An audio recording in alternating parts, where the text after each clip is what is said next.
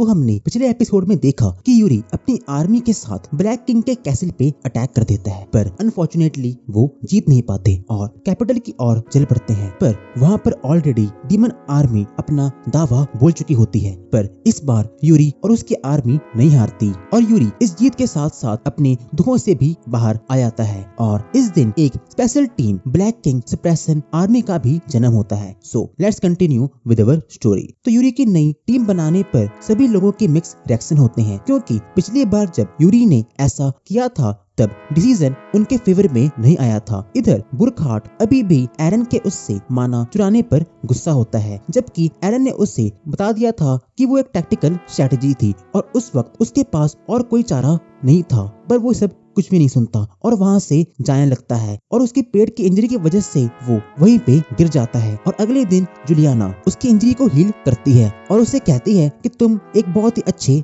Warrior हो और तुम हमारी बहुत हेल्प कर सकते हो। तो बुरखार्ट कहता है कि बिना किसी शक के मैं आपको कुछ भी नहीं होने दूंगा, बस मुझे एक मौका चाहिए। पर जुलियाना कहती है कि नहीं, मैं चाहती हूँ कि तुम यहाँ पर रहकर यूरी की हेल्प करो और साथ साथ में जब तुम यहाँ पर हो ही तो तुम एरन के भी हेल्प कर सकते हो उसकी ट्रेनिंग में, क्योंकि मुझे उसमें बहुत ज्यादा पोटेंशियल दिख रहा है और मुझे जल्दी ही कैपिटल वापस जाना होगा। तो बुरखार्ट को ये अच्छा नहीं लगता, क्योंकि वो जुलियाना के साथ रहकर उसे प्रोटेक्ट करना चाहता था और उसे लगता है कि जुलियाना ने उसे अकेला छोड़ दिया। तो कैपिटल में सिलेनी, जो कि एडवेंचर गिल्ड की एक मेंबर होती है, वो जुलियाना को गिलबर्ट से मिलने के लिए लेके जाती है, जो कि एडवेंचर गिल्ड का लीडर होता है। तो सभी गिल्ड के करंट स्टेटस के बारे में बातें करते हैं और यूरी कहता है कि हम एक ब्लैक किंग सप्रेशन स्क्वाड बनाने की सोच रहे हैं और मुझे अच्छे से पता है कि पिछली बार जब मैंने ऐसा किया था तो हम हार गए थे, पर इस बार एरन को ऐसे ट्रेन करते हुए देखकर मुझे लगता है कि हम जीत सकते हैं। तो वो सभी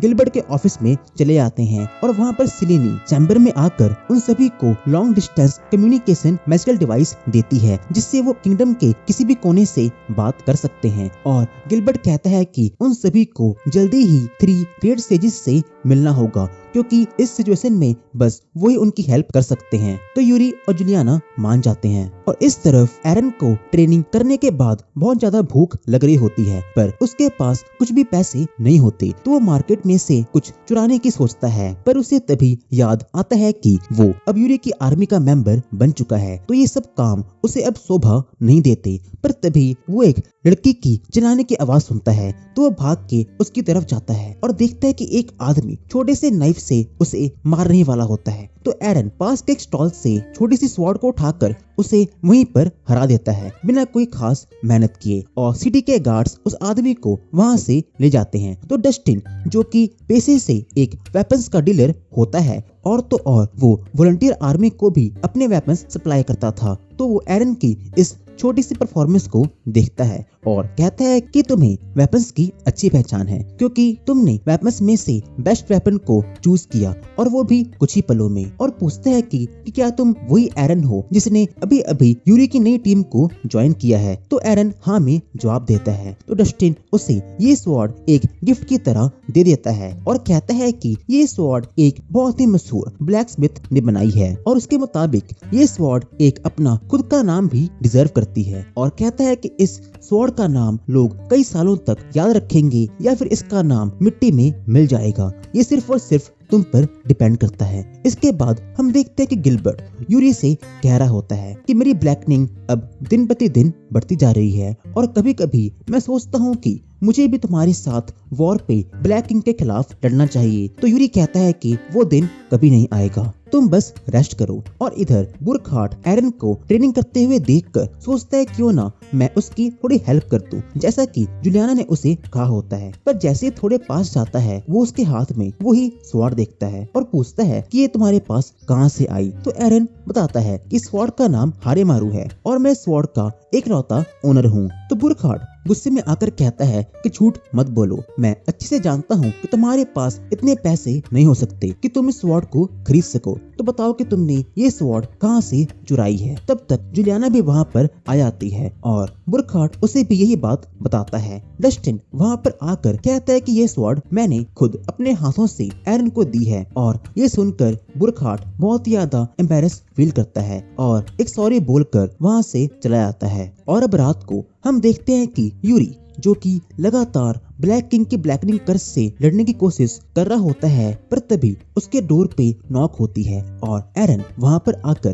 कहता है कि आज मुझे ये जानकर बहुत अच्छा लगा कि तुम्हें मेरे पे पूरा भरोसा था कि मैं चोरी नहीं करूंगा। और जहाँ तक मेरे पास्ट की बात है तो मैं उन मॉन्स्टर्स से इस वजह से लड़ना चाहता हूँ क्योंकि मैंने अपने पूरे विलेज को उनकी वजह से खो दिया और इसलिए अब मैं अपने विलेज का बदला उन मॉन्स्टर से लेना चाहता हूँ। सो प्लीज मुझे भी अपने साथ इस वॉर पे लड़ने का एक मौका दो। तो अगले दिन सभी कैपिटल छोड़ने के लिए तैयार हो जाते हैं। तो जुलियाना कहती है कि मैं होली कैपिटल में वापस जाकर उन सभी वॉरियर्स से हेल्प मांगने की कोशिश करूंगी जो अभी अभी वॉर से वापस लौट रहे हैं। और उनकी आर्मी का कमांडर केन भी यूरी को उसके एडवेंचर पे ज्वाइन करता है और कहता है कि उनके साथ साथ मैजिक गिल्ड की लीडर अलुड्रा भी उनकी हेल्प करेगी। और अगले ही पल हम देखते हैं अलुड्रा को जो कि वहाँ पर ड्रैगन स्लेयर वॉल्फ के साथ आ रही होती है। तो एरन वॉल्फ की स्वॉर्ड्स देखकर बहुत ही ज्यादा इम्प्रेस हो जाता है और वो सभी एक दूसरे को अपना अपना इंट्रोडक्शन